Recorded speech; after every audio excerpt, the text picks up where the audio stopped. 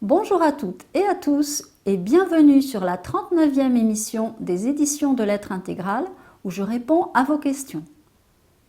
Question de Juliette. Comment sortir de la loyauté familiale invisible? Cette question fait suite à la vidéo 36. L'ego se nettoie au fur et à mesure que l'individu comprend ses erreurs et modifie ses façons d'être, de réagir. L'ego, le moi, est le réceptacle de l'inconscient familial et collectif, mais il peut être aussi le noyau de l'individualité réelle lorsqu'il est purifié. Plus l'individu met l'intention de faire descendre la vibration de son double éthérique, et plus le canal de transmission généalogique disparaît au profit du nouveau canal. Alors, l'ego se transforme peu à peu et ses couches d'inconscient laissent la place à la lumière de l'individualité réelle. Pour que le nettoyage de l'ego puisse se faire à 100%, il sera nécessaire que l'individu se libère de l'obligation inconsciente de perpétuer les mémoires transmises par les ancêtres. Comment fait-on? Il faut décider profondément et en continu de changer de canal. L'individu doit accepter d'être autonome et de créer avec son émotion pure ses nouvelles façons d'agir. Si l'émotion pure ne se développe pas, l'ego va comprendre intellectuellement comment il faudrait se comporter, mais l'individu ne pourra jamais incarner sa nouvelle identité. Son mental ne pourra pas se transmuter en supramental si son émotion réelle ne lui ouvre pas le chemin de la compréhension réelle.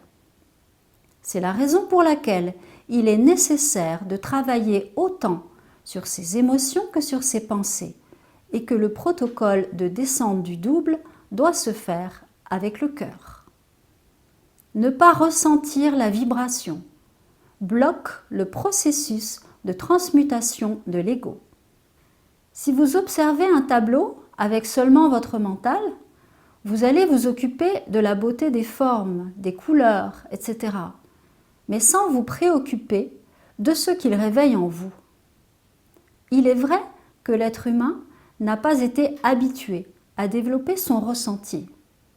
De nombreuses personnes me disent « Mais je fais comment pour ouvrir mon cœur ?» Je leur réponds « N'avez-vous pas déjà été touché par la naïveté d'un enfant, par la beauté d'un paysage ?» Il s'agit là aussi de vous laisser toucher par la vibration la plus belle et la plus pure qui soit, l'amour, l'intelligence et la volonté pure du monde de la création. Pour cela, il est nécessaire de mettre l'intention de vous ouvrir à un espace intérieur que vous ne connaissez pas encore, le plus beau qui soit, afin de recevoir votre vibration avec votre cœur. Le fait d'ouvrir un nouvel espace dans tout ce que vous faites va considérablement aider le processus de transmutation de l'ego. Question de Jordan. Vous dites qu'il est nécessaire d'accepter les choses pour qu'elles se résolvent. Pouvez-vous développer? Merci. L'acceptation est effectivement le premier pas pour résoudre une situation, mais elle ne doit pas être teintée de résignation. La résignation remettrait l'individu dans une soumission à l'événement négatif ou aux personnes concernées. Cela enlèverait le potentiel de l'individu pour s'en sortir. Accepter profondément la situation permet de ne pas avoir d'opposition intérieure qui ne laisserait plus la place à la manifestation de l'identité réelle. Celle-ci ne peut s'exprimer s'il y a polarité. L'acceptation est profonde lorsque l'individu accepte que la situation lui montre qu'il n'a pas résolu quelque chose en lui et que c'est l'occasion pour lui de le développer. L'individu doit accepter d'évoluer à travers tout ce qu'il vit. Si l'acceptation est uniquement mentale, il ne pourra pas développer son potentiel réel. L'acceptation de la situation doit se faire au niveau du mental, de l'émotion et du corps.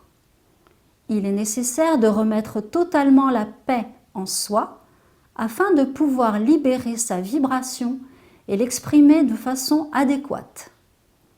Si l'individu juge la situation ou les autres, il se coupe de la résolution. Le mécontentement doit être immédiatement transmuté en acceptation d'évoluer grâce à cette situation.